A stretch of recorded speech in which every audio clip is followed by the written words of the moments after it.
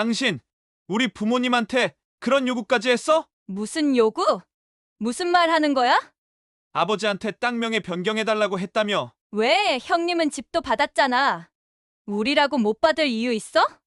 이제 더 이상 참을 수 없어. 아니, 형은 집도 받았으면서 우리는 땅 하나 못 받아? 형이 집을 받은 이유가 뭔지 내가 알아? 뭐 부모님이 더 챙겨주고 싶었겠지. 형이 나 키우느라 자기 인생을 포기했어. 대학도 못 갔고 어릴 때부터 공장에서 일했어. 너 그거 알고 있었어? 그래도 결국 집은 받았잖아. 그러니까 우리도 받아야 공평한 거지. 공평? 내가 공평이 뭔지나 알아? 공평이라는 건 같은 조건에서 같은 대우를 받을 때 말하는 거야. 하지만 우리 형은 나한테 모든 걸 희생했어. 그걸 너는 똑같다고 말하는 거야? 뭐 하는 거야? 어디가? 이혼해. 뭐? 이혼하자고. 무슨 말을 그렇게 쉽게 해? 우리 그냥 다툰 거잖아. 아니, 너랑은 이제 끝이야. 우리 차분히 얘기하자. 감정적으로 굴지 말고. 감정적인 건 너야. 내가 지금까지 너 때문에 부모님께 얼마나 죄송했는지 알아? 그게 왜 너 잘못이야? 부모님이 형만 챙긴 게 문제지. 그만해. 넌 끝까지 이해 못할 거야. 작은 아들 부부 싸움은 낮에 있었던 큰 아들과의 전화 통화로 시작이 되었습니다. 야, 너 지금 뭐 하는 거야? 형, 무슨 일이야? 재수 씨가 아버지 땅까지 자기 이름으로 바꾸라고 했대. 그게 무슨 말이야? 너 몰랐냐? 재수 씨가 신혼여행 경비 도와달라고 해서 돈 받아갔고 그 다음에도 생활비가 모자라서 받아갔고 이제는 땅까지 달라고 했다고. 설마 그렇게까지 했을 리가 없어. 못 믿겠으면 당장 전화해봐. 재수 씨한테 직접 물어보라고. 너도 이 정도까지 들었으면 이제 알겠지? 부모님께 죄송하지도 않냐? 우리 부모님이 어떤 분들이야? 내가 그동안 본 게 있잖아. 형, 나 지금 너무 혼란스러워. 이게 대체 어떻게 된 거야? 이제라도 알아서 다행이다. 재수 씨랑 제대로 이야기해봐. 그리고 더 이상 아버지, 어머니 속 썩이지 말고. 믿기지 않는 큰형의 얘기에 작은 아들 희웅 씨는 어이가 없어 일이 손에 잡히지 않았습니다. 오늘의 이야기는 경남 산청에 살고 있는 76세 농부 한영만 씨의 이야기입니다. 젊었을 때 태백에서 광부로 일하다가 이제는 농부로 살고 있는데요. 몇 년 전 둘째 아들 결혼 후에 마음고생이 많으셨다네요. 자식들에게 무조건적인 사랑만 주었던 영만 씨 부부는 작은 며느리에게 된통당하셨는데요. 어떤 일들이 있었는지 들어보시겠습니다. 영만 씨 가족은 이 갈등을 어떻게 해결할 수 있었을까요? 꼭 끝까지 함께 해주시길 바랍니다. 구독과 좋아요, 알림 설정 꼭 부탁드립니다. 봄이 온 것처럼 좀 더 좋은 이야기로, 더 새로운 이야기들로 찾아뵙겠습니다. 영만 씨는 시골에서 자라 20살이 되자마자 태백으로 올라가 광부가 됐습니다.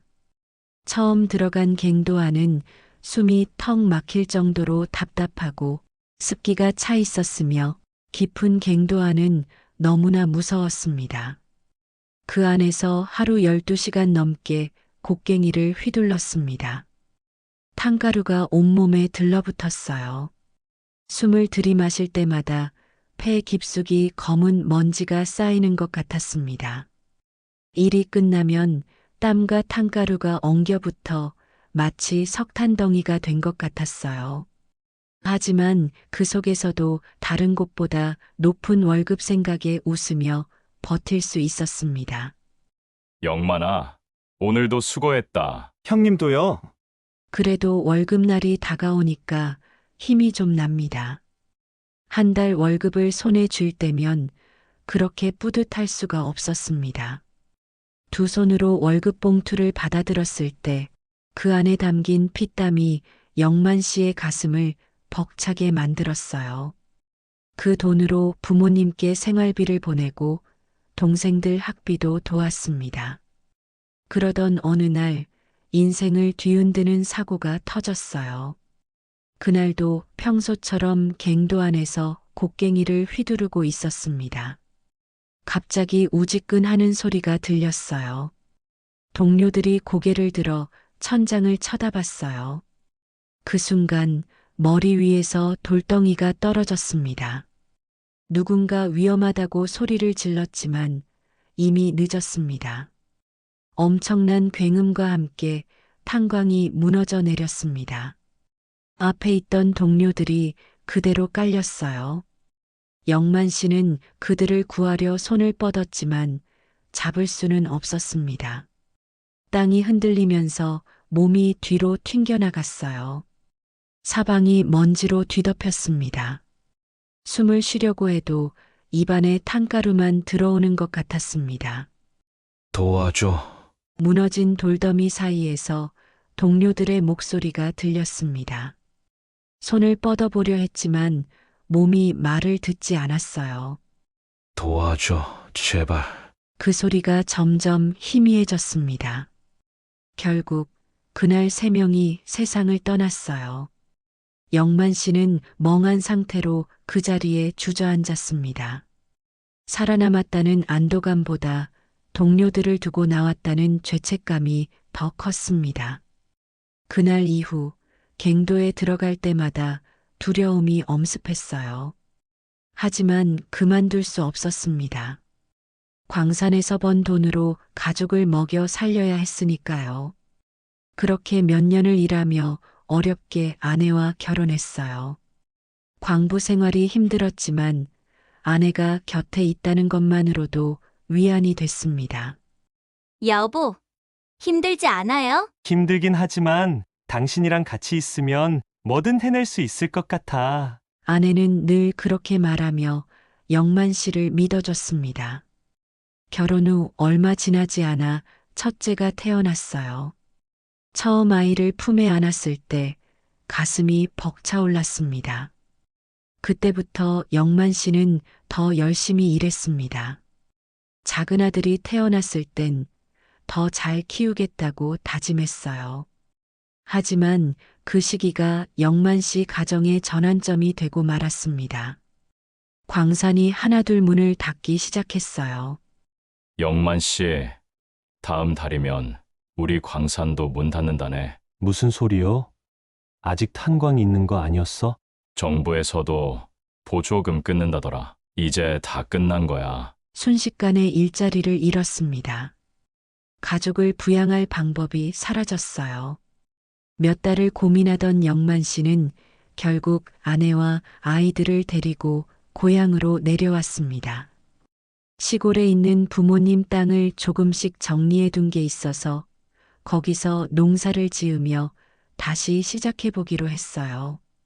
하지만 시골 생활은 생각보다 훨씬 더 힘들었습니다. 농사 경험이 있기는 했으나 하루 종일 허리를 숙여 땅을 일궈도 제대로 된 수확을 기대하기 어려웠어요. 두 손엔 물집이 잡히고 몸은 돌덩이처럼 무거워졌습니다. 태풍이나 장마철에는 마음이 무거웠습니다. 이렇게 고생해서 심은 작물이 한순간에 망가지는 걸 보면 힘이 쭉 빠졌습니다. 여보, 그냥 도시로 나가면 안 될까? 아니야.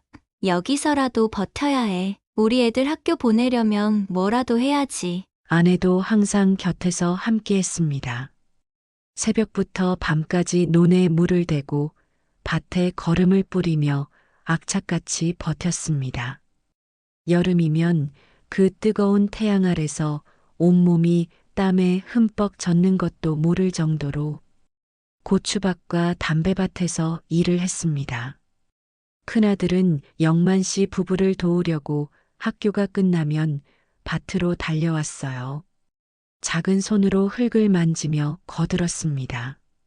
아버지, 저도 도울게요. 그 말을 들을 때마다 공부해야 할 아들이 농사일을 하는 것이 안쓰럽게 느껴졌습니다. 너는 공부나 열심히 해. 엄마, 아빠가 할 수 있어. 작은 아들은 공부를 잘했습니다. 아버지, 동생 대학 보내려면 돈 많이 들 텐데요. 큰아들은 자기가 공장에 취직해서 동생을 돕겠다고 했습니다. 그 말을 듣고 영만 씨는 눈물이 핑 돌았습니다. 그럴 필요 없다. 너희는 너희 인생을 살아야 한다. 하지만 큰아들은 고개를 저었습니다. 아니요. 전 괜찮아요. 공부 잘하는 동생 계속 공부하게 해줘야 해요. 큰아들은 동생을 위해 자기 꿈을 포기했습니다. 자신이 하고 싶었던 공부도 이루고 싶었던 미래도 내려놓았어요. 어린 나이에 돈을 벌기 위해 공장으로 갔고 거친 손으로 하루하루를 버텼습니다. 그런 형의 희생을 작은 아들도 알고 있었습니다. 그래서 더 열심히 공부했어요. 형이 자신을 위해 얼마나 많은 것을 포기했는지 알았기 때문에 작은 아들은 단 한순간도 나태해질 수 없었습니다. 집에서 먼 곳이었지만 더 좋은 환경에서 공부하기 위해 스스로 대구로 유학을 선택했어요. 아버지, 어머니, 저 기숙사 들어가서 공부만 할게요. 멀리 가서 혼자 지내면 힘들 텐데 괜찮겠냐? 해야죠. 열심히 공부해서 좋은 대학 갈 거예요. 형이 피땀 흘려번 돈으로 공부하는 만큼 작은 아들은 하루도 헛되이 보낼 수 없었어요. 새로운 환경에서 생활하는 것은 쉽지 않았습니다. 도시에서 혼자 밥을 먹고 빨래를 하고 학교를 오가는 모든 게 낯설었어요. 밤이 되면 부모님 생각이 나서 몰래 눈물을 흘린 적도 있었습니다. 하지만 가장 많이 떠오른 건 형이었어요. 형은 자신보다 6살 어린 동생을 위해 모든 걸 내려놓았어요. 그 생각만 하면 가슴이 먹먹해졌습니다. 그래서 작은 아들은 책상 앞에서 이를 악물었어요. 친구들이 쉬는 시간에 농담을 주고받을 때도 작은 아들은 문제집을 풀고 있었습니다. 밥을 먹으면서도 단어장을 외웠어요. 새벽까지 도서관에서 책을 보다가 눈이 충혈된 채로 잠들었죠. 그렇게라도 하지 않으면 죄를 짓는 기분이었습니다. 야, 넌 하루 종일 공부만 하냐? 나는 해야 돼. 우리 부모님과 형이나 위해서 얼마나 고생하는데. 그 말을 할 때마다 마음 한구석이 아려왔습니다. 방학이 되면 집으로 내려갔어요. 그저 쉬는 게 아니라 형을 도왔습니다. 형이 운영하는 자동차 정비소에 나가 걸레질도 하고 손님 응대도 하면서 함께 땀을 흘렸습니다. 기름 묻은 수건을 짜면서도 작은 아들은 한숨 한 번 쉬지 않았어요. 손에 굳은 살이 박혀도 형에 비하면 아무것도 아니었으니까요. 형, 고마워. 내가 꼭 성공해서 보답할게. 그 말을 듣자 형은 빙긋 웃으며 작은 아들의 머리를 쓰다듬었어요. 보답 같은 건 필요 없다. 내가 잘 되는 게 내 보람이야. 그 한마디가 작은 아들의 가슴에 불을 붙였습니다. 형의 희생을 절대 헛되이 만들지 않겠다고 다짐했어요. 밤을 새워가며 공부했고 점심도 거르면서 문제를 풀었습니다. 눈이 충혈되고 몸이 피곤해도 한순간도 멈추지 않았어요. 그렇게 피나는 노력을 한 끝에 작은 아들은 마침내 서울에 있는 대학에 합격했습니다. 합격 소식을 들었을 때 영만 씨는 너무나 기뻐서 동네 잔치를 했습니다. 너무 기쁘고 너무 감격스러웠습니다. 우리 아들이 해냈구나. 아내도 눈물을 훔쳤어요. 큰아들도 자기 일처럼 기뻐하며 손을 번쩍 들어 올렸습니다. 우리 동생 드디어 해냈네. 그날 밤 작은 아들은 형의 정비소로 달려갔어요. 형, 나 합격했어. 형은 손에 묻은 기름도 닦지 않은 채로 작은 아들을 와락 껴안았습니다. 야, 대단하다. 해냈구나. 형의 두 손이 거칠게 갈라져 있는 걸 보니 작은 아들은 다시 한번 결심했어요. 형 덕분에 여기까지 왔어. 아니다. 내가 노력해서 된 거야. 큰아들은 한사코 공을 동생에게 돌렸어요. 하지만 작은아들은 알고 있었습니다. 형이 없었다면 자신이 이곳까지 오지 못했을 거라는 걸요. 그래서 더 열심히 공부했습니다. 대학에 가서도 장학금을 받기 위해 남들보다 2배 더 노력했어요. 아르바이트 대신 밤새 책을 받고 취업 준비도 남들보다 일찍 시작했습니다. 결국 작은 아들은 대기업에 취직했습니다. 첫 월급을 받았을 때 가장 먼저 형에게 찾아갔어요. 형, 이거 받아. 이게 뭐야? 내 첫 월급. 형이 없었으면 난 여기까지 못 왔어. 형은 한사코 받지 않으려 했어요. 하지만 작은 아들은 끝까지 형 손에 봉투를 쥐어주었습니다. 형한테 보답할 기회를 줘. 그제야 형은 묵묵히 봉투를 쥔 채 고개를 끄덕였습니다. 영만 씨 부부도 이제야 마음을 놓을 수 있었습니다. 이제 두 형제가 다 잘 되었으니 앞으로 좋은 일만 남았을 거라고 생각했어요. 하지만 인생은 늘 예상치 못한 방향으로 흐르는 법이었습니다. 작은 아들이 결혼하면서 모든 것이 변하기 시작했어요. 처음 작은 며느리를 만났을 때 영만 씨는 솔직히 기분이 좋았어요. 작은 아들이 멀리 서울에서 직장 생활을 하다 만난 사람이라 어떤 사람인지 궁금했지요. 며느리는 영만 씨 집에 처음 인사하러 올 때부터 굉장히 신경을 쓴 모습이었습니다. 단정한 옷차림에 얼굴에는 은은한 화장이 되어 있었어요. 첫인상이 밝고 예의 바른 아가씨라는 느낌이었습니다. 현관문을 열자마자 활짝 웃으며 허리를 깊숙이 숙여 인사했습니다. 아버님, 어머님, 처음 뵙겠습니다. 앞으로 잘 부탁드립니다. 목소리도 또렷하고 자신감이 느껴지는 말투였어요. 영만 씨는 순간 흐뭇한 미소가 지어졌습니다. 그래, 먼 길 오느라 힘들었지? 아닙니다. 오히려 이렇게 직접 뵙게 돼서 너무 기뻐요. 며느리는 손에는 과일 바구니와 건강식품 상자를 들고 있었어요. 아내가 괜찮다고 손사래를 쳤지만 며느리는 정중한 태도로 말했습니다. 어머님, 아버님 건강이 제일 중요하니까요. 저희가 직접 고른 거예요. 이렇게까지 신경을 써주는 사람이라니 마음이 한결 놓였습니다. 식사 자리에서도 며느리는 먼저 반찬을 챙겨주었습니다. 어머님, 이거 좋아하신다면서요?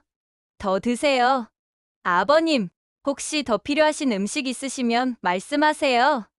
어찌나 살갑게 구는지 몇 년을 함께 살아온 며느리처럼 편하게 느껴졌습니다.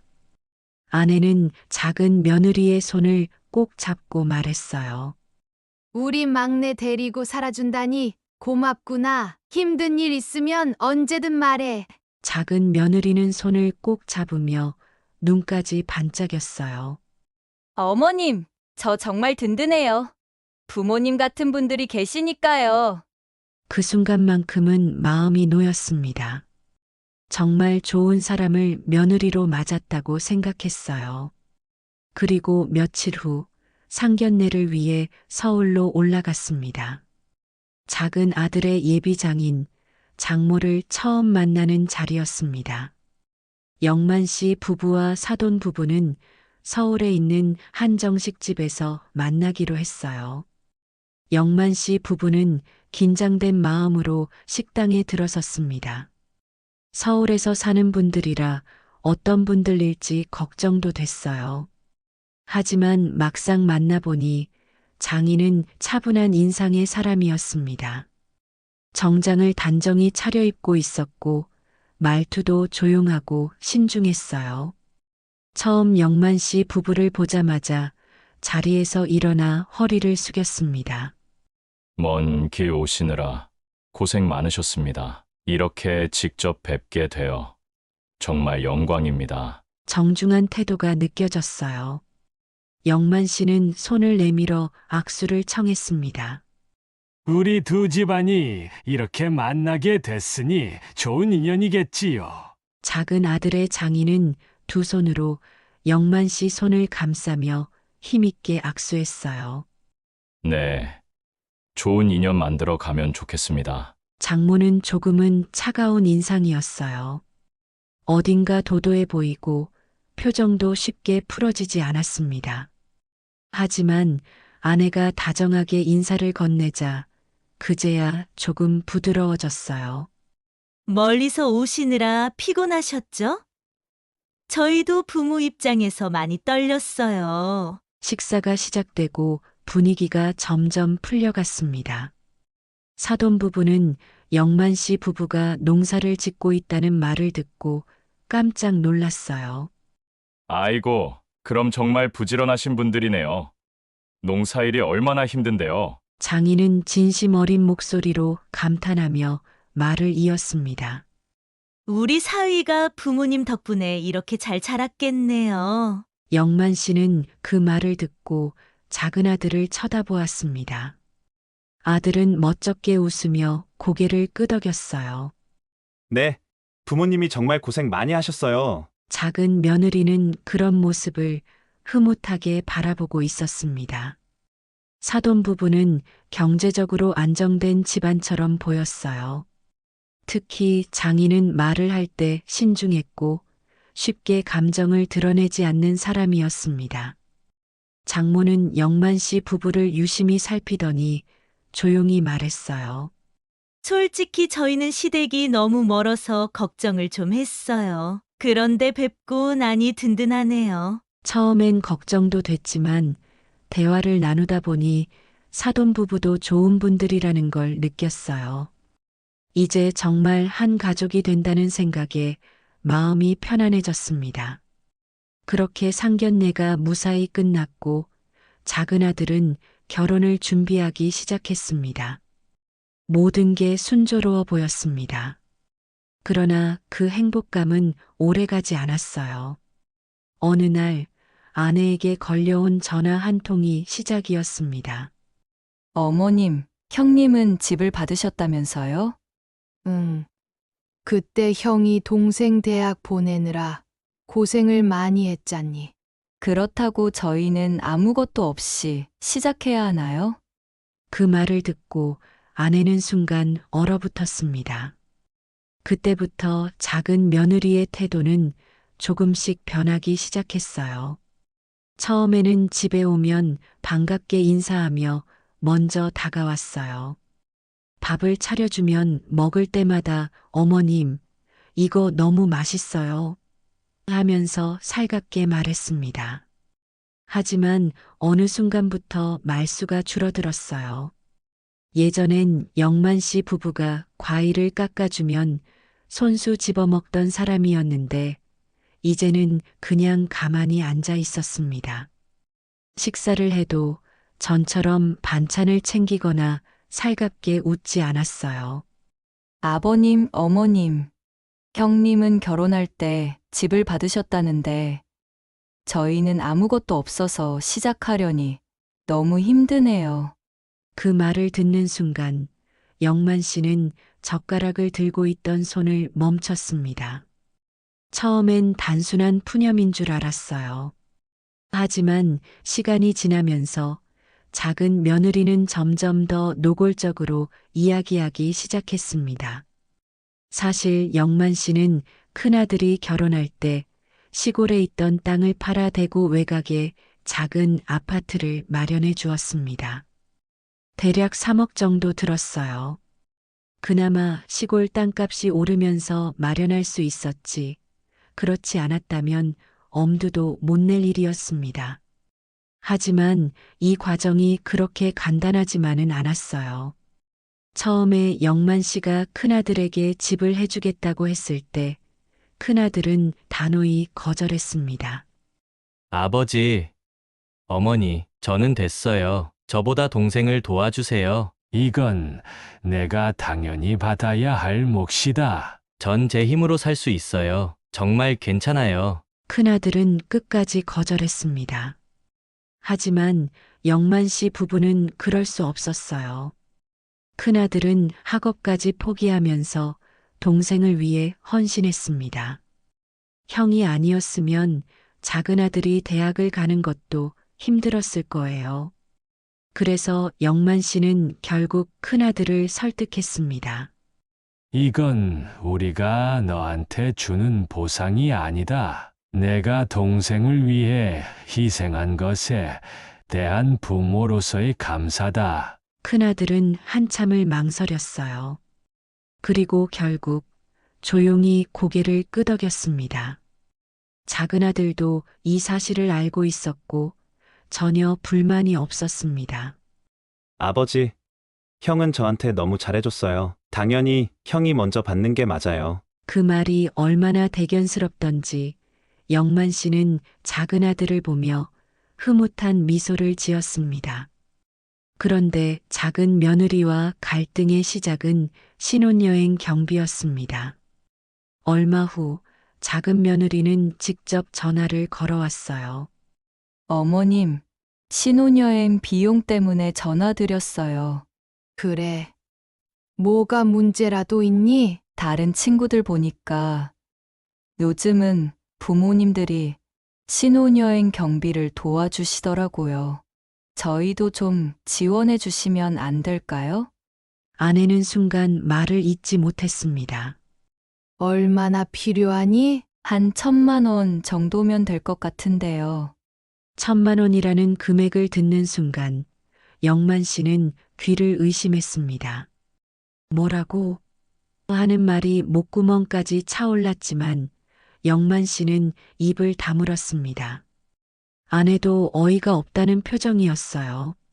하지만 영만 씨 부부는 아무 말 없이 돈을 보내주기로 했습니다. 작은아들이 결혼할 때 별로 해준 것이 없어 마음에 걸렸기 때문입니다. 그렇게 신혼여행 경비까지 지원하면서 영만 씨 부부는 더 이상 돈 이야기가 나오지 않기를 바랐어요. 작은 아들이 결혼할 때 영만 씨 부부는 나름 최선을 다해 도와주었지만 그래도 서울에서 집을 구하기는 힘들었습니다. 작은 아들은 대학 때부터 아르바이트를 하며 차곡차곡 돈을 모았어요. 작은 아들은 남들처럼 여유롭게 대학 생활을 하지 못했습니다. 친구들이 술자리를 가지거나 여행을 갈 때도 작은 아들은 편의점 야간 알바를 뛰었어요. 하루 종일 강의실을 오가고 밤에는 카운터에 앉아 피곤한 눈을 비비며 공부를 했습니다. 때론 새벽까지 일하고 아침 수업을 들으러 가면서도 단 한 번도 불평하지 않았어요. 그렇게 악착같이 모은 돈이 1억이었습니다. 그 돈을 손에 쥐고 있을 때 작은 아들은 감격스러웠어요. 하지만 서울에서 집을 구하기엔 턱없이 부족한 금액이었습니다. 결국 작은 아들은 대출을 받아야 했어요. 은행을 돌며 상담을 받고 꼼꼼하게 계산한 끝에 대출 1억을 더했습니다. 총 2억을 만들었지만 그래도 부족했습니다. 영만 씨는 작은 아들이 힘들게 모은 돈을 보고 마음이 짠했습니다. 그래서 부족한 금액 5천만 원을 보태주었어요. 시골에서 농사를 지으면서 5천만 원을 모은다는 것은 정말 어려운 일이었지만 그래도 작은 아들의 미래를 위해 대출을 받아서 해주었습니다. 처가에서도 2억을 보태주었고 그렇게 작은 아들은 서울 외곽에 전세를 얻을 수 있었습니다. 이렇게까지 힘들게 마련한 보금자리였지만 작은 며느리는 만족하지 못했습니다. 영만 씨 부부의 바람과는 달리 작은 며느리의 요구는 점점 더 심해졌습니다. 결혼식을 올리고 신혼여행을 다녀오고 나서 몇 달 후 작은 며느리는 다시 연락을 해왔어요. 아버님, 요즘 생활비가 빠듯해서 그런데 조금만 도와주시면 안 될까요? 영만 씨 순간 당황했습니다. 작은 아들은 대기업에서 일하며 남들보다 많은 월급을 받고 있었습니다. 처가에서도 2억을 보태줬고 결혼할 때 우리한테 받은 돈도 있었어요. 생활비가 부족할 리 없었습니다. 영만 씨 아내도 어색한 표정을 지으며 물었습니다. 혹시 무슨 급한 일이라도 있니? 그러자 작은 며느리는 한숨을 푹 쉬더니 조심스럽게 말을 꺼냈어요. 솔직히 말씀드리면 저희가 생각보다 지출이 많아요. 무슨 지출이 그렇게 많다는 거니? 남편 월급만으로는 대출이자 내기도 빠듯해서요. 그리고 이것저것 생활비가 생각보다 많이 들어요. 생활비가 많이 든다? 영만 씨 부부는 눈을 마주쳤습니다. 그렇게 두 번째 도움을 주었습니다. 결정적인 것은 땅 문제였습니다. 얼마 후 작은 며느리는 영만 씨 부부에게 충격적인 말을 했습니다. 그날도 평소처럼 전화가 걸려왔어요. 요즘 들어 작은 며느리가 전화를 걸면 좋은 소리는 나오지 않았습니다. 영만 씨는 아내와 눈을 마주쳤어요. 영만 씨 아내는 한숨을 쉬더니 조용히 전화를 받았습니다. 어머님, 저희가 고민이 좀 있어서요. 작은 며느리의 목소리는 평소와 달랐어요. 예전처럼 애교 섞인 목소리가 아니라 단단히 마음을 먹은 사람처럼 들렸습니다. 무슨 고민인데? 영만 씨 아내가 조심스럽게 물었습니다. 영만 씨는 옆에서 가만히 귀를 기울였어요. 그러자 작은 며느리는 주저없이 말을 꺼냈습니다. 어머님, 시골에 있는 땅을 작은 아들 명의로 바꿔주세요. 그 말을 듣는 순간 가슴이 철렁 내려앉았습니다. 영만 씨는 순간 귀를 의심했어요. 뭐라고? 영만 씨가 듣고 있는 것이 맞는지 다시 확인하고 싶었습니다. 영만 씨 아내도 입을 벌린 채 말을 잇지 못했어요. 너 지금 뭐라고 했니? 영만 씨 아내의 목소리는 떨리고 있었습니다. 어머님, 저희도 이제 저희 명의로 된 재산이 필요해요. 작은 며느리는 전혀 망설이지 않고 말을 이어갔습니다. 형님은 집까지 받아놓고 저희는 아무것도 없잖아요. 영만 씨는 순간 머릿속이 하얘졌습니다. 큰아들은 처음부터 집을 요구한 적이 없었어요. 오히려 영만 씨 부부가 집을 사주겠다고 했을 때도 거절했던 애였습니다. 하지만 영만 씨가 억지로라도 밀어붙였던 건 큰아들이 동생을 위해 자신의 꿈을 포기했기 때문이었어요. 그것이 부모로서 해줄 수 있는 최소한의 도리라고 생각했기 때문입니다. 그리고 작은 아들도 그 사실을 누구보다 잘 알고 있었습니다. 작은 아들은 형에게 늘 고마워했고 형이 집을 받는 것에 대해 불만을 가진 적이 한 번도 없었어요. 그런데 작은 며느리는 형이 받은 것을 보고 당연히 자신도 받아야 한다고 생각하고 있었습니다. 영만 씨는 황당함을 넘어 서글퍼졌습니다. 너희가 받은 게 없다고? 영만 씨는 대신 전화를 받으면서 천천히 말을 꺼냈어요. 작은 아들이 대학 갈 때 형이 학비 대준 건 얘기하지 않았니? 작은 며느리는 대답이 없었습니다. 결혼할 때 신혼여행 비용도 우리가 도와줬지 않니? 여전히 대답이 없었어요. 영만 씨는 한숨을 쉬었습니다. 우리도 너희를 돕고 싶다. 하지만 땅은 아니다. 그건 우리가 농사 지으며 살아온 곳이고 우리가 죽을 때까지 농사를 지어야만 할 곳이야. 그러자 작은 며느리는 깊은 한숨을 쉬며 말을 이었습니다. 아버님, 형님도 집을 받으셨잖아요. 저희는 솔직히 너무 억울해요. 그건 내 남편도 동의했던 일이야. 그땐 저희가 결혼 전이었고 지금 생각해보니 너무 불공평해요. 불공평하다고. 영만 씨는 믿을 수 없다는 표정을 지었습니다. 다음 날 영만 씨는 대구에 있는 큰아들을 불러 얘기를 했습니다. 얘기를 들은 큰아들은 더 이상 참을 수 없었습니다. 큰아들은 지금까지 참고 있었습니다. 동생을 위해서라면 뭐든지 양보할 수 있다고 생각했어요. 하지만 작은 며느리가 부모님께 직접 땅을 요구했다는 말을 듣고 더 이상 가만히 있을 수 없었습니다. 아버지, 제가 이때까지 참고 있었는데 이건 아니에요. 큰아들은 작은아들에게 전화를 했습니다. 야, 너 지금 뭐 하는 거야? 형, 무슨 일이야? 재수 씨가 아버지 땅까지 자기 이름으로 바꾸라고 했대. 작은 아들의 얼굴이 하얗게 질렸습니다. 그게 무슨 말이야? 너 몰랐냐? 재수 씨가 신혼여행 경비 도와달라고 해서 돈 받아갔고 그 다음에도 생활비가 모자라서 받아갔고 이제는 땅까지 달라고 했다고. 설마 그렇게까지 했을 리가 없어. 못 믿겠으면 당장 전화해봐. 재수 씨한테 직접 물어보라고. 너도 이 정도까지 들었으면 이제 알겠지? 부모님께 죄송하지도 않냐?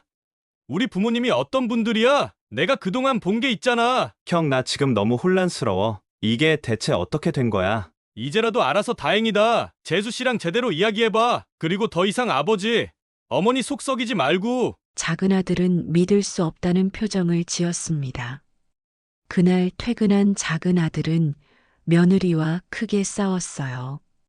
우리 부모님한테 도대체 얼마나 달라고 한 거야? 뭐가 문제야? 형님은 집 받았잖아. 작은아들은 집으로 돌아오자마자 며느리를 마주했습니다. 며느리는 언제나처럼 아무렇지 않은 얼굴이었어요. 하지만 작은아들의 눈빛은 차가웠습니다. 온몸을 부들부들 떨면서도 최대한 감정을 누르려 애쓰고 있었어요. 그러나 분노는 이미 작은아들의 한계선을 넘어버렸습니다. 작은아들은 손에 힘을 꽉 쥐고 이를 악물며 말했습니다. 우리 부모님한테 그런 요구까지 했어? 작은 며느리는 눈을 깜빡이며 시치미를 뗐어요. 무슨 요구? 무슨 말 하는 거야? 아버지한테 땅명에 변경해달라고 했다며. 왜 형님은 집도 받았잖아. 우리라고 못 받을 이유 있어? 작은아들은 순간 어이가 없어 헛웃음을 터뜨렸습니다. 그럴 줄 알았어요. 이 여자는 한 번도 자신이 잘못한 걸 인정한 적이 없었습니다. 아무리 설명을 해도 언제나 자기 합리화만 했어요. 작은아들은 한숨을 내쉬고 고개를 저었습니다. 이제 더 이상 참을 수 없어. 그러자 작은 며느리는 팔짱을 끼고 비꼬듯 말했습니다. 아니, 형은 집도 받았으면서 우리는 땅 하나 못 받아? 작은아들은 순간 폭발할 뻔했습니다. 손에 힘이 들어갔고 온몸이 떨렸어요. 하지만 간신히 참았습니다. 형이 집을 받은 이유가 뭔지 내가 알아? 작은 며느리는 어깨를 으쓱하며 대수롭지 않다는 듯 말했어요. 뭐 부모님이 더 챙겨주고 싶었겠지. 아니, 작은아들은 이를 악물고 말했습니다. 형이 나 키우느라 자기 인생을 포기했어. 대학도 못 갔고 어릴 때부터 공장에서 일했어. 너 그거 알고 있었어? 작은 며느리는 순간 움찔했어요. 하지만 곧 다시 태어난 얼굴로 돌아왔습니다. 그래도 결국 집은 받았잖아. 그러니까 우리도 받아야 공평한 거지. 그 순간 작은아들의 인내심이 완전히 끊어졌습니다. 공평? 내가 공평이 뭔지나 알아? 작은아들은 큰 소리를 내지 않으려 했지만 목소리가 떨렸어요. 가슴속 깊은 곳에서 억눌러왔던 분노가 터져나오는 순간이었습니다. 공평이라는 건 같은 조건에서 같은 대우를 받을 때 말하는 거야. 하지만 우리 형은 나한테 모든 걸 희생했어. 그걸 너는 똑같다고 말하는 거야? 작은 며느리는 말없이 작은아들을 바라보았어요. 하지만 그 눈빛에는 반성하는 기색이 없었습니다. 그저 왜 이렇게까지 화를 내지? 하는 의문이 담겨 있을 뿐이었어요. 그걸 본 순간 작은 아들은 모든 게 끝났다는 걸 깨달았습니다. 이 사람은 내가 어떤 말을 해도 이해하지 못할 거야. 내 가족이 어떤 희생을 했든 이 사람에게는 그저 돈과 재산 문제일 뿐이야. 작은 아들은 더 이상 말할 가치조차 느끼지 못했습니다. 그리고 결단을 내렸어요. 작은 아들은 조용히 방으로 들어갔어요.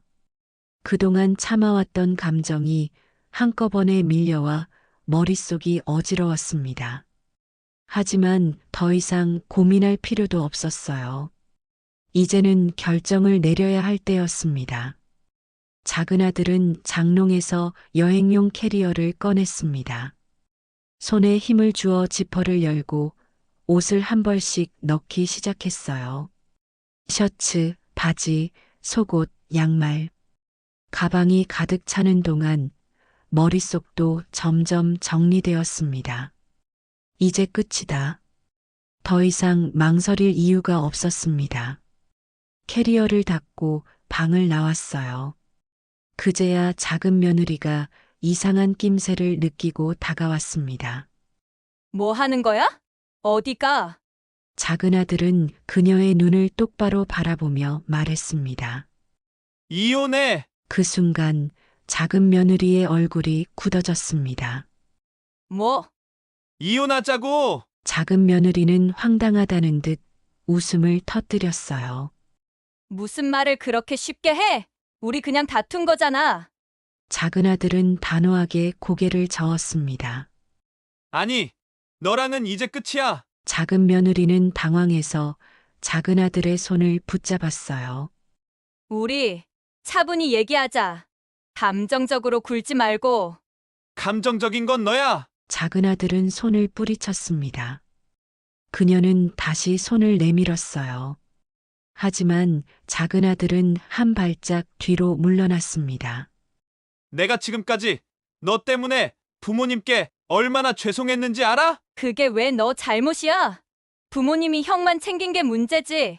그만해. 작은 아들은 고개를 저으며 깊은 한숨을 내쉬었습니다.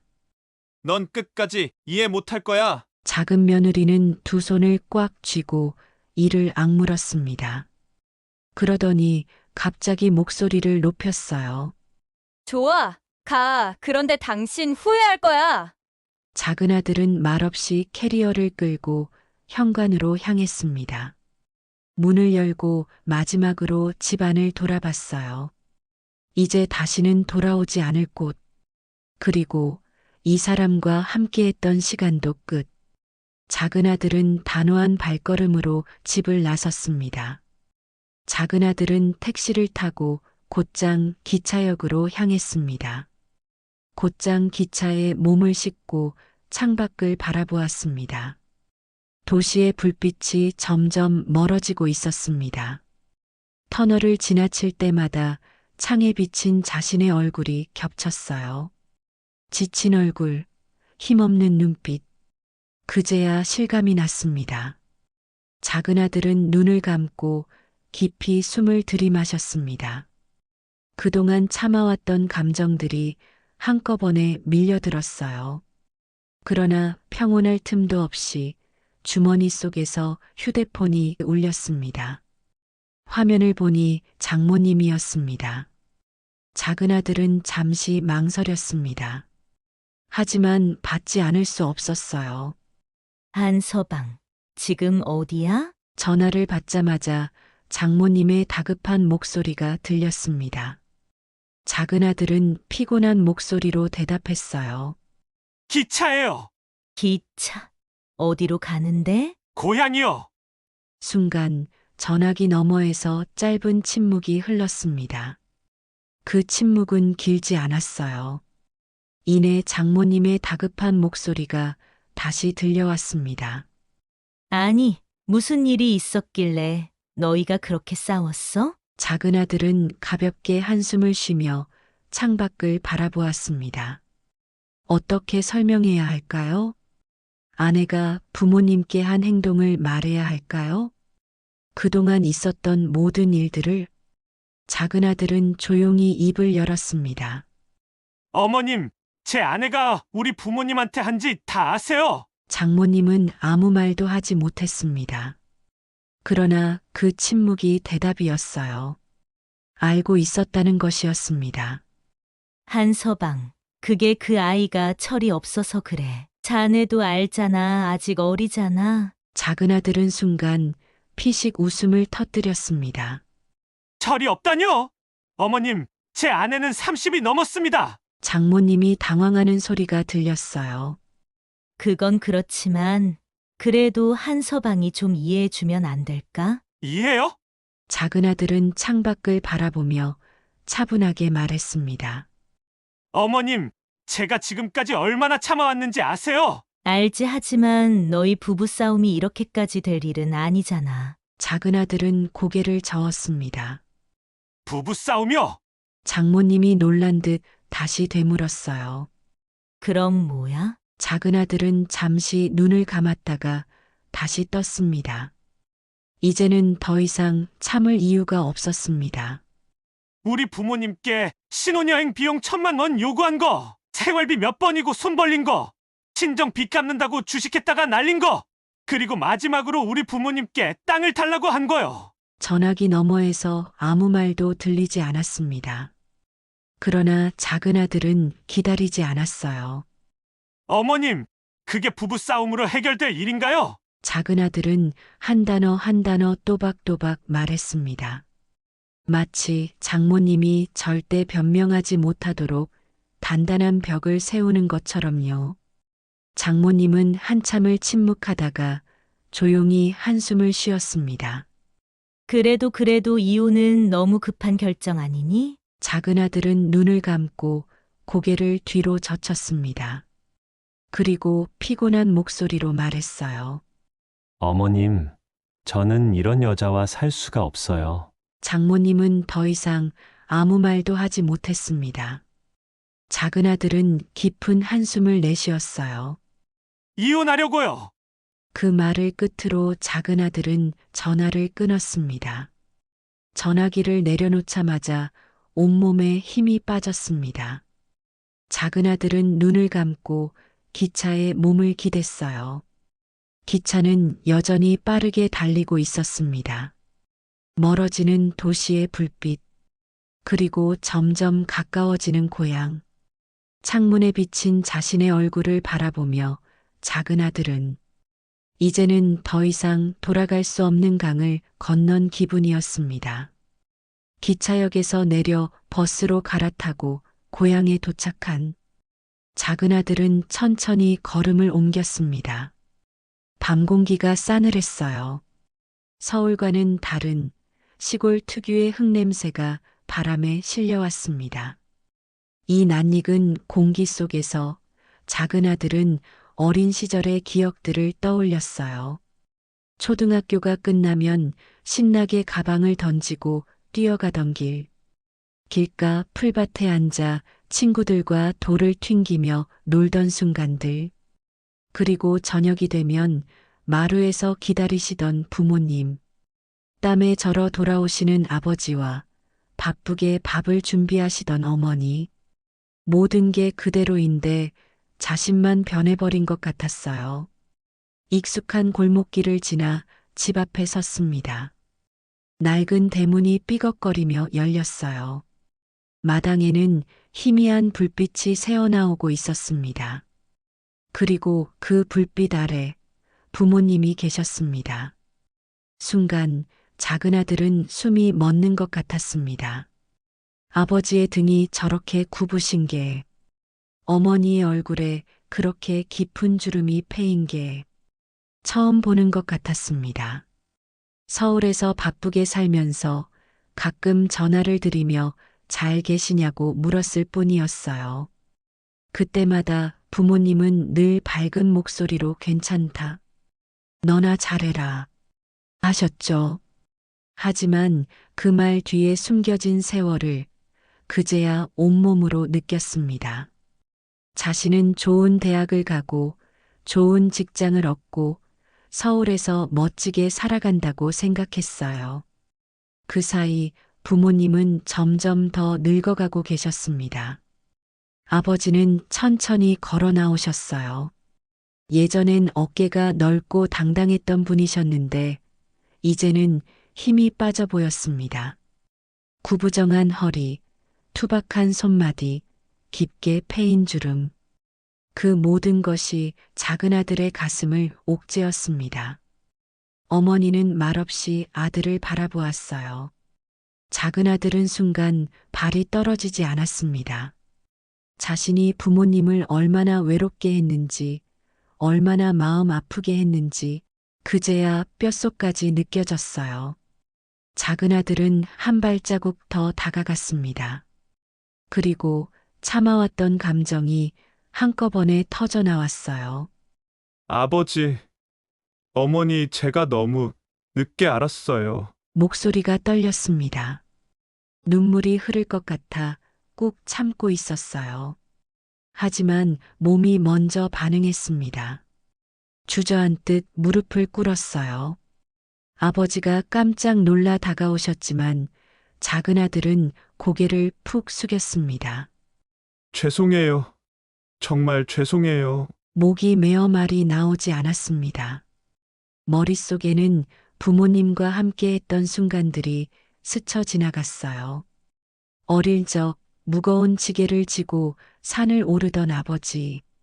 새벽마다 일어나 손이 트도록 밭을 매던 어머니. 그런 부모님을 두고 아내가 집을 해줬느니 해주지 않았느니 따지는데도 가족을 지키지 못했습니다. 그게 너무 부끄러웠어요. 너무 한심했어요. 아버지는 아무 말 없이 작은 아들의 어깨를 토닥였습니다. 그 손길에는 힘이 많이 떨어져 있었습니다. 세월이 그 손을 얼마나 무겁게 만들었을까요? 작은 아들은 더 이상 참지 못하고 흐느꼈습니다. 죄송해요. 제가 너무 늦게 깨달았어요. 어머니는 조용히 다가와 아들의 손을 감싸쥐었습니다. 그 손이 너무나도 거칠었어요. 하지만 세상에서 가장 따뜻한 손길이었습니다. 괜찮다. 아버지가 조용히 말씀하셨어요. 작은 아들은 고개를 들었습니다. 아버지는 힘없이 웃고 계셨습니다. 작은 아들은 더욱 목이 메었습니다. 아내가 돈을 요구할 때마다 자신에게 미안해서 한마디도 하지 않으신 부모님이셨습니다. 너는 우리 아들이잖니. 부모가 자식한테 바라는 게 뭐가 있겠니? 어머니의 그 말이 작은 아들의 가슴을 찌르는 듯 했습니다. 아침 해가 뜨면서 시골의 정겨운 풍경이 펼쳐졌습니다. 공기가 맑고 신선했어요. 새벽녘부터 아버지는 밭으로 나가셨고 어머니는 부엌에서 아침 준비를 하고 계셨습니다. 작은 아들은 거실에 앉아 오랜만에 여유롭게 부모님과 함께하는 시간을 보내고 있었어요. 이제야 깨달았습니다. 이런 소박한 순간이 가장 소중하다는 걸. 그러나 그 평온함도 잠시뿐이었습니다. 갑자기 마당으로 차 한 대가 들어왔어요. 흙먼지가 일고 익숙한 번호판이 눈에 들어왔습니다. 그 차에서 내리는 사람들을 본 순간 작은 아들은 얼굴이 굳어졌습니다. 장인과 장모, 그리고 작은 며느리였습니다. 장인은 무거운 얼굴로 차에서 내렸습니다. 장모는 한숨을 쉬며 어색한 표정을 짓고 있었어요. 그리고 작은 며느리는 조심스럽게 뒤따라 내렸습니다. 얼굴엔 후회와 불안이 뒤섞여 있었습니다. 작은 아들은 자리에서 일어나 마당으로 나갔어요. 들에서 돌아오신 아버지와 어머니도 마당으로 나오셨습니다. 정적이 흘렀습니다. 먼저 장인이 입을 열었어요. 한서방, 어제 밤에 자네가 했던 말 다시 한번 듣고 싶어서 왔네. 장모도 조용히 고개를 끄덕였습니다. 우리도 어젯밤 잠을 못 잤어. 자네가 어떤 마음이었을지 생각하니까 너무 미안하더라고. 작은 아들은 차가운 눈빛으로 작은 며느리를 바라보았습니다. 작은 며느리는 고개를 푹 숙이고 있었습니다. 어제까지만 해도 당당하게 요구하던 그 모습은 온데간데 없었어요. 장인은 깊은 한숨을 쉬더니 작은 며느리를 바라봤습니다. 내가 직접 말해야지. 작은 며느리는 주먹을 꽉 쥔 채 천천히 고개를 들었습니다. 그리고 그녀의 눈가가 붉어졌어요. 죄송해요, 아버님, 어머님. 그녀는 눈물을 참으려 했지만 결국 울먹이며 말을 이어갔습니다. 제가 너무 어리석었어요. 제가 뭘 잘못했는지도 모르고 형님이 받은 것만 보고 억울하다고만 생각했어요. 작은 아들은 그녀의 말을 묵묵히 들었습니다. 처음엔 정말 불공평하다고 생각했어요. 하지만 남편한테 들었어요. 아주버님이 어떤 희생을 했는지, 아버님과 어머님께서 얼마나 힘들게 살아오셨는지 저는 그런 것도 모르고 그저 제 욕심만 부렸어요. 작은 며느리는 무릎을 꿇었습니다. 정말 죄송해요. 제발 한 번만 용서해 주세요. 작은 아들은 아내를 내려다보았습니다. 어젯밤까지 분노로 가득 찼던 마음이 흔들렸어요. 하지만 쉽게 용서할 수는 없었습니다. 부모님이 받으신 상처, 형이 참고 견뎠던 시간들, 그 모든 걸 생각하면 단순히 미안하다는 말 한마디로 끝낼 수 없는 일이었습니다. 그러나 그때 아버지가 천천히 앞으로 나왔습니다. 작은 아들은 긴장한 채 아버지를 바라보았어요. 아버지는 작은 며느리를 한참 동안 바라보았습니다. 그 눈빛은 깊고 복잡했어요. 그리고 이윽고 아버지는 조용히 입을 열었습니다. 그럴 수도 있지 않겠나. 모두가 놀란 얼굴로 아버지를 쳐다봤습니다. 작은 아들은 믿을 수 없다는 표정을 지었어요. 아버지, 지금 뭐라고 하셨어요? 아버지는 작은 아들을 바라보며 미소를 지었습니다. 그 미소에는 원망도 분노도 없었어요. 그저 따뜻한 모든 걸 내려놓은 사람의 표정이었습니다. 사람이 살면서 실수를 할 수도 있고 잘못된 길로 갈 수도 있는 법이지. 아버지는 작은 며느리를 바라보며 덤덤히 말을 이었습니다. 그런데 중요한 건 그걸 깨닫고 다시 돌아오는 거다. 작은 아들은 주먹을 꽉 쥐었습니다. 그동안 부모님께서 당하신 걸 생각하면 도저히 용서할 수 없었습니다. 그런데도 아버지는, 어머니는 이렇게 쉽게 용서하시려 하는 걸까? 작은 아들은 한참 동안 아무 말도 하지 못했습니다. 그동안 쌓였던 감정들이 한꺼번에 밀려왔어요. 장모는 눈물을 닦으며 조용히 말했습니다. 우리 딸, 다시 한번 기회를 줄 수 없겠니? 작은 아들은 숨을 깊게 들이마셨습니다. 지금이라도 돌아선다면 완전히 끝낼 수 있습니다. 하지만 부모님께서는 그 길을 선택하지 않으셨습니다. 분노가 아니라 용서를 선택하셨습니다. 작은 아들은 흔들리는 마음을 붙잡고 부모님을 바라보았습니다. 그제야 깨달았습니다. 부모님께 중요한 건 돈이 아니었어요. 땅도 재산도 심지어 상처받은 자존심도 아니었습니다. 가족이 다시 하나가 되는 것, 그게 부모님이 원하시는 것이었습니다. 작은 아들은 작은 며느리를 바라보았습니다. 여전히 무릎을 꿇은 채 눈물을 흘리고 있었습니다. 그동안 쌓였던 감정들이 복잡하게 얽혔어요. 그렇지만 부모님께서 용서하셨습니다. 그렇다면 자신도 그 뜻을 따라야 할까요? 작은 아들은 깊은 한숨을 쉬며 고개를 끄덕였습니다. 부모님 뜻을 따를게요. 작은 며느리는 오열하며 고개를 숙였습니다. 장인과 장모도 감격한 듯 눈물을 닦았어요. 아버지는 조용히 미소 지으며 작은 아들의 어깨를 두드렸습니다. 그래, 이제 다 털고 새로 시작하자. 그 순간 작은 아들은 느꼈습니다. 가족이라는 것은 실수를 용서하고 다시 함께 걸어가는 것이라는 걸. 비록 쉽지 않겠지만 부모님의 뜻을 따라 새로운 시작을 해보기로 했습니다. 작은 아들은 마당 한가운데 서서 하늘을 바라보았습니다. 구름 한 점 없이 맑고 푸른 하늘. 오랜만에 보는 시골 하늘은 서울에서 보던 것과는 완전히 달랐어요. 마음까지 시원해지는 기분이었습니다. 하지만 가슴 한편엔 여전히 복잡한 감정들이 얽혀 있었습니다. 작은 며느리는 아직도 눈물을 훔치고 있었어요. 장모님도 조용히 흐느끼고 있었습니다.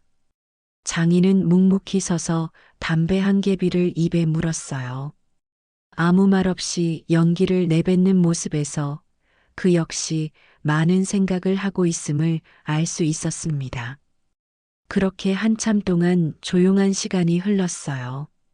그 누구도 먼저 말을 꺼내지 않았습니다. 자, 다들 들어와서 밥이나 먹읍시다. 아버지의 목소리가 정적을 깨뜨렸습니다.